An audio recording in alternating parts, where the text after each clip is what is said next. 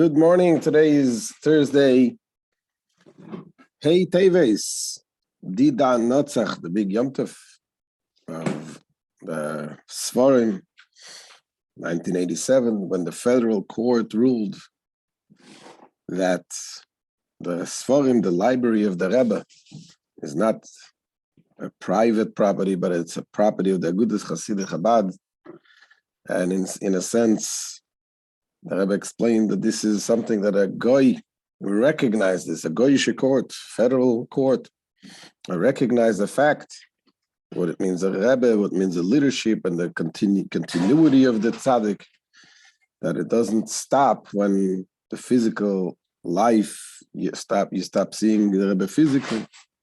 So this was a big Yom Tov, and tonight we're going to have a bringing in Mitzvah Hashem, celebrate the Didan Notzach. We won in this case. And in a way, it connects with this Tanya that we begin today. We're starting chapter 6 in the Tanya. In chapter 6, the Alter Rebbe introduces the Nefesh HaBahamis, the structure of the Nefesh HaBahamis, to be more precise. Alter Rebbe already introduced to us in the beginning of the Tanya. He explained that we have two souls. We have a godly soul and we have an animal soul. And then he went on to explain the structure of the godly soul. The essence of the godly soul is chelek elokam imal mamash, a part of Hashem. And then you have the levushim. You have first, he explained that you have the sphere, the different spheres of the godly soul. 10 spheres, 10 attributes. They have the intellectual attributes, which lead to emotional attributes. And those are attributes of intellectual attributes of godliness, and the emotional attributes of godliness, the love to Hashem, the fear of Hashem. And then he explained that there is also the three garments. The three garments of the soul. What are the garments? The thoughts, the speech, and the action of the 613 mitzvahs, all of the godly things. And we also pointed out that the garments have, in a sense, an advantage over the soul itself. Why? Because the garments, what are the garments of the soul? Is the mitzvahs of the Torah, the mitzvahs of Hashem, the Torah of Hashem, which is, as they're considered the organs of Hashem. And the Torah is considered one with God. Whereas the neshama, although it's a chelek elokah, at least the part of the neshama that is in the body, is still that godliness that became an entity in a physical body. So therefore, when you connect with the garments, with the studying the Torah, with the doing the mitzvahs through thought, speech, and action, you're elevating the soul to even a higher place. And that we explained in chapter 4, and then yesterday we learned chapter 5, which the Alter Rebbe focused about the greatness of the Torah study. That studying the Torah and knowing the Torah is something which, in a way, has unparalleled unity that is created through the study of the Torah that even other mitzvahs don't have. And that we explained yesterday. You can go back to yesterday's class. Now, and today, Alter Rebbe introduces the animal soul and the structure of the animal soul, and it says that this is parallels the godly soul, because God created this to balance the other. In order for us to have free choice, Hashem gave us also an animalistic soul. And I said that this is also connected with the Yom Tov Hey Teves in a sense. We can connect it because, like I said, the Hey Teves on this day, it was done. The big Yom Tov is also that the Goyisha, the federal court, the judge, recognized and realized something spiritual, something godly, that is something more than just this physical world. And that is also the purpose of our animalistic soul, because we need to serve Hashem with both, with the animalistic soul, to let it also, we say, Hashem Elokecha b'chol levavcha, serve Hashem with all your heart. So in a way, we have to also have the animalistic soul to recognize this, the truth. So let's look inside. We'll see Perek Vav in the Tanya.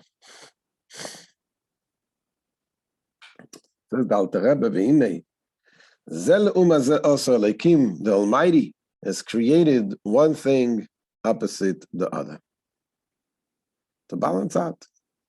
Everything in the realm of holiness has its counterpart in Kalipa. Kalipa means the shell. The shell means the impurity, the thing that covers the godliness, the holiness. In our context, the animal soul, with its faculties and garments, is a counterpart in Kalipa of the divine soul, with its faculties and garments. Says the Alter Rebbe, Kikimoi shenefesh halikis klula me'esas firis kedoshos u'mislabeshes b'shloisha levushim kedoshim. Just as the divine soul consists of 10 holy faculties, which correspond to the 10 supernal sephiros.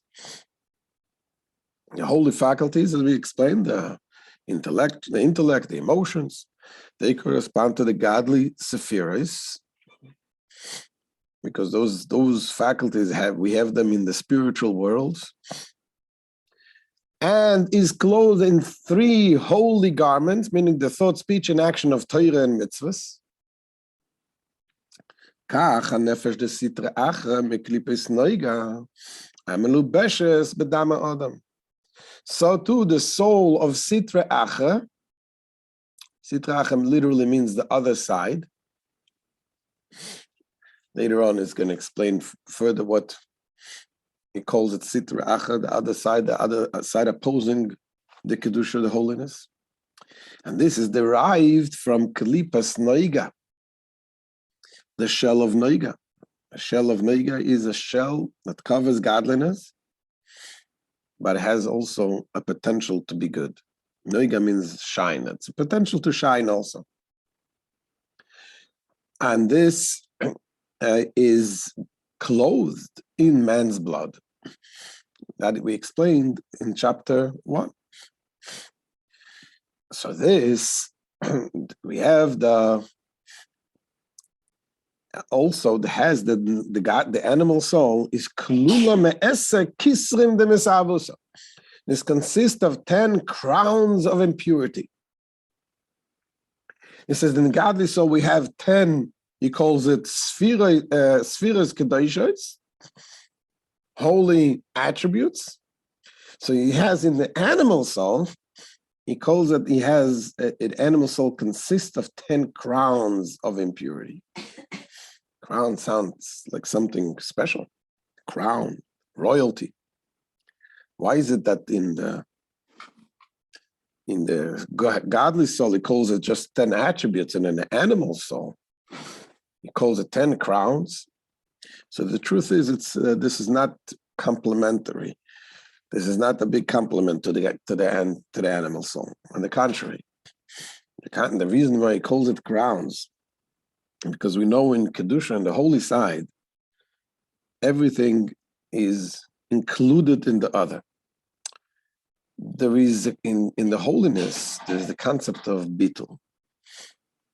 In order to be able to get along with your friends, you have to have some kind of self-nullification. Look away. Allow someone in you. Allow someone else also. Somebody else's opinion. In kedusha, there is the iskalalus, the inclusion, the connection with one another. Just like we say in the Sfiras Ha'omer, we say chesed shebechesed, gevura shebechesed, You have the kindness of kindness. You have the gevura, the severity of kindness. Everything in kedusha has there is the inclusion. When it comes to the klipa, the other side is totally selfish, only for themselves. So if it's every part of the klipa does not allow anything else. That is why each one sees themselves as king. And that is why you call them 10 crowns of impurity. So it's not a compliment. So it says, Klula me'eser kisrin de mesavusa. The 10 crowns of impurity. Shehein, what are the 10? Shehein, Sheva midas rois. Then these 10 faculties are 7 evil midas, the 7 emotional traits. The emotional traits, the evil midas. Like we have the chesed, the gvura, the midah of chesed, kindness. So you have in the evil, in the other side, it can be something like lust. You have a lust for something. Something with severity, judgment, strictness. You can have the anger and all different types of midas, not good traits. And they stem from the 4 evil elements mentioned above in chapter 1. We said we have the fire, the air, and the water and the dust, earth. Those are the elements that emotive characters. They come from these elements. Like I said, fire leads to anger. Anger is connected with fire, and so on. Water is lust and looking for pleasures. So these are the 7 midas. There are 7 impure, evil midas, emotional. And then you have a seichel amelidam, anechlak leshalish, and the intellect, the seichel, which gives birth to these 7 evil midas, and they are subdivided into 3. Chochma, bina, v'das, mokra midas, which is subdivided into 3, which is chochma, bina, and das, the wisdom, understanding, and knowledge, which are the source of the midas. Now, if you remember, we said the same thing also about the godly soul. The godly soul also, we said, has they have the 3 intellects, 3 intellectual parts, and the intellect creates the midas. When you meditate about the greatness of Hashem and so on, it creates a feeling of love and awe of Hashem and so on and so forth. Here, the Alter Rebbe starts with the midas. It starts with the 7 midas. You have 7 emotional characters. And then there's the seichel that give birth to them. Why does it start here with the animalistic soul, with the emotions rather than with the seichel? And the answer is because this is exactly the difference between the godly soul and the animal soul. Godly soul is it starts with the seichel, starts with the intellect, starts with the understanding. The seichel controls the emotions. The animal soul, what is the focus of the animal? What is the difference between, we call it an animal soul, it is in us, it is the animal within us. Does an animal have seichel? Is an animal smart? You have some very, very smart animals. We've been with the kids to the aquarium and we see the dolphins. They do all kinds sort of tricks and they follow exactly the orders, whatever they're told. But if you look carefully, you see after every trick they do, they come back to the trainer and they get the fish. So for them, everything is done, whatever the seichel they use, it is something to get to their midas, to their whatever they want. They want to fulfill something. Their goal is the food. They want to have the food. So they figure out all kinds of ways how to get to the food. The person, on the other hand, is the seichel, the focus, not the midas. The seichel is this. It starts everything from the seichel, from the intellect. It starts earlier from the soul, but the seichel controls the midas. The intellect controls the emotions. Everything starts from the seichel. But the animal, the focus is on the animalistic soul, is about me. I am in the center. It's a very centrist, selfish world. And the seichel gives birth to what kind of midas I have. So that's what the Alter Rebbe continues. Ki hamidas en lefi erech haseichel. Sorry, what happened over here? There you go. Ki hamidas en lefi erech haseichel, because the midas, the midas are commensurate with the quality of one's intellect. According to the seichel, that's how the midas you have.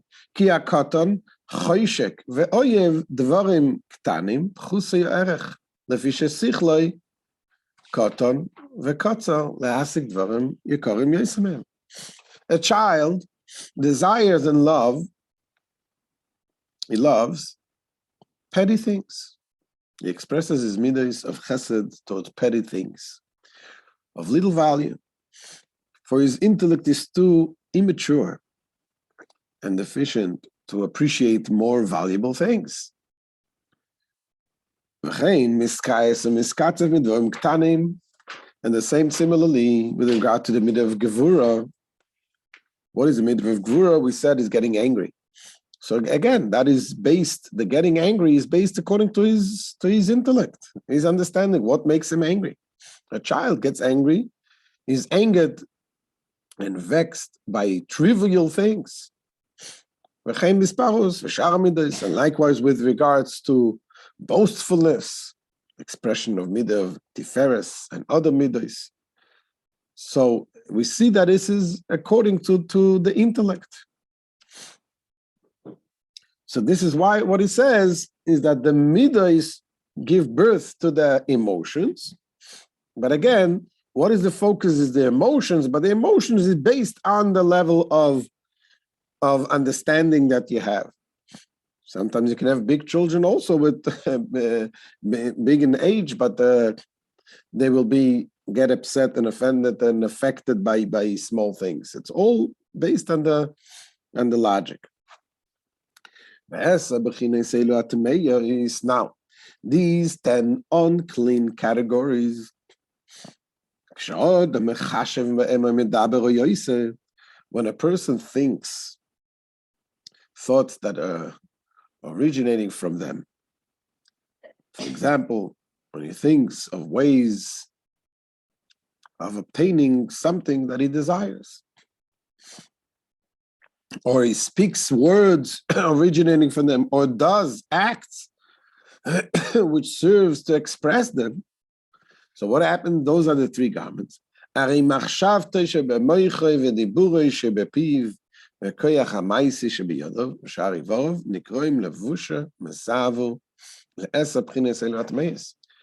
he says these thoughts in his brain, the words in his mouth, and the power of action in his hands and other organs, they are called impure garments for these 10 unclean categories. The thought, the speech, and action are the garments. For what? For the animalistic soul, for the impure categories. Which clothe themselves in these garments during the act of speech or thoughts. And now says the Alter Rebbe, something which is really one of the innovations of the teachings of Hasidus. And we're talking about the impure things, the unclean things, things that belong to the klipa, the other side. What are we talking about? What type of things? What kind of things? So one would think that we're talking about things which is, if a person commits a sin, chas v'shalom, God forbid, if it's not kosher, if he doesn't keep Shabbos or other things, speaks lashon hara. So here the Alter Rebbe comes and he will explain it more in length in the future chapters. That really, what is the rule? What is good and what is not? There's no gray area. If it's something that belongs to kedusha, to holiness, if it serves God, then it's good. If it doesn't, then it's not good. Meaning, any word, even if you speak, you play, you do things, you say words which is nothing bad. But if it's not for God, then it belongs to the klipa in different levels, obviously. Now, it doesn't mean that you cannot go and have fun. Yes, you can have. If the fun is helping you to serve Hashem, if to have a vacation, and that will give you strength to be able to go and serve Hashem. If you go out to a restaurant with your wife, to make sure to increase the shalom bayis in the house. Those things that you do, if it comes to serve Hashem, then it's in the holy side. But anything else, there is no gray area. There is no parav. Just like you have in kosher, you have milchik, fleishik, and parav. That's the milchik side, the fleishik side, then something which is not. Here, there's no parav. There's nothing in between. If it's kosher, if it serves Hashem, then it's good. And that's what the Alter Rebbe continues here and says. V'hein, kol ha'maisim asher nasim tachas hashemesh. These garments of the animal soul comprise all the deeds that are done under the sun.